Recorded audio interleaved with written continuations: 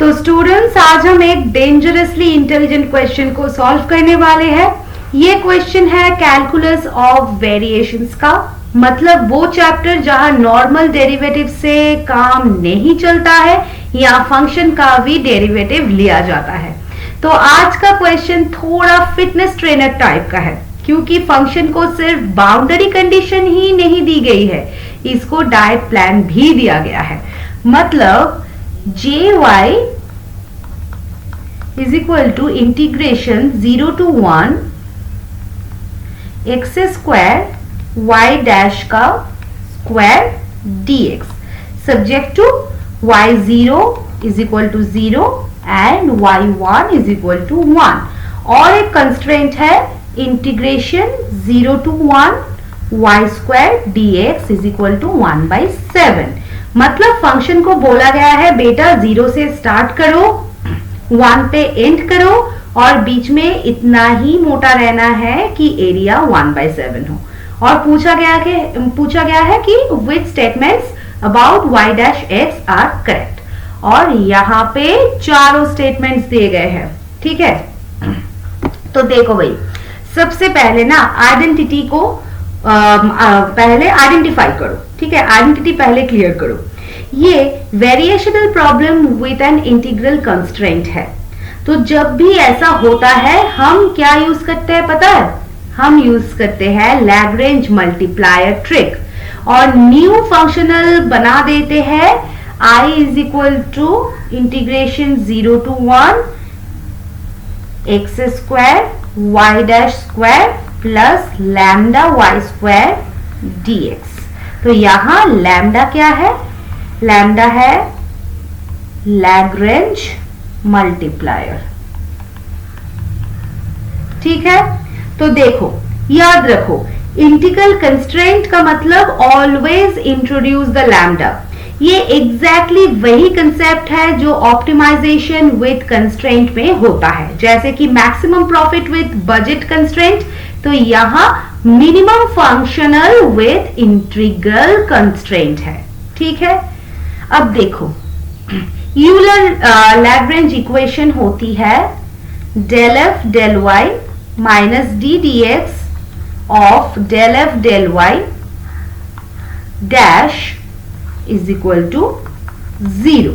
तो यहां f is equal to X square Y dash square plus lambda y square. Now calculate the derivatives. तो del f del y is equal to 2 lambda y, del f del y dash is equal to 2x square y dash। अब derivative को लो, तो d dx of 2x square y dash, तो product rule क्या आएगा? Product rule 4xy dash plus 2x square y double dash. ठीक है, तो equation फिर क्या बन जाता है? इक्वेशन बन जाता है 2 lambda y minus 4x y dash plus 2x square y double dash is equal to 0। Now divide by 2, so you get lambda y minus 2x y dash minus x square y double dash is equal to 0. Now rearrange, so x square y double dash plus 2x y dash minus lambda y is equal to 0. अब students बहुत अच्छी तरह से देखो, ये equation बिल्कुल same form है कि कॉशी यूलर डिफरेंशियल इक्वेशन जैसा। तो उसका जनरल फॉर्म क्या है? X square Y double dash plus A X Y dash plus B Y is equal to 0, और इसका सोल्यूशन जो होता है वो है y is equal to X to the power m। अब अज्यूम करो कि y is equal to X to the power m है, देन y डैश क्या है? m into X to the power m minus 1, और y डबल डैश फिर क्या हो जाएगा? m into m minus 1 X m to the power m minus 2। अब substitute करो इक्वेशन में इसको, सो फाइनली क्या मिलता है? m into m plus 1 is equal to lambda, और सॉल्यूशन फॉर्म बन जाता है y is equal to C X to the power m। ठीक है, अब अप्लाई करो बाउंड्री कंडीशंस को। तो कंडीशन क्या है, y0 is 0, so automatically satisfied.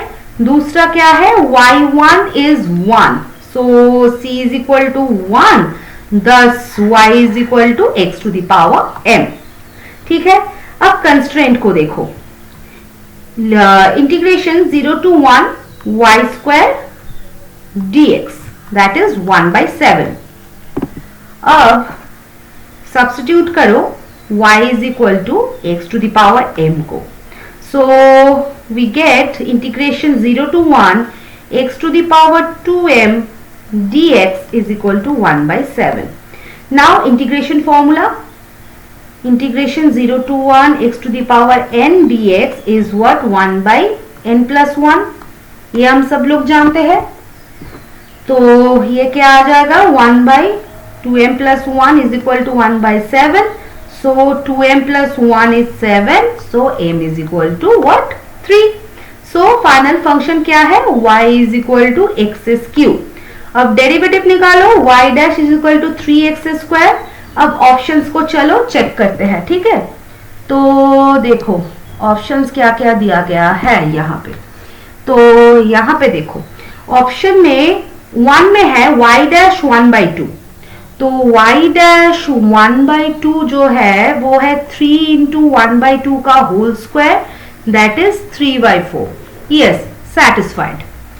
अब देखो ऑप्शन नंबर 2 को, y डैश 1/√3, तो ये क्या आ जाएगा, 3 इंटू 1/√3 का whole square, that is 3 into 1/3, that is 1। So ये भी ट्रू है।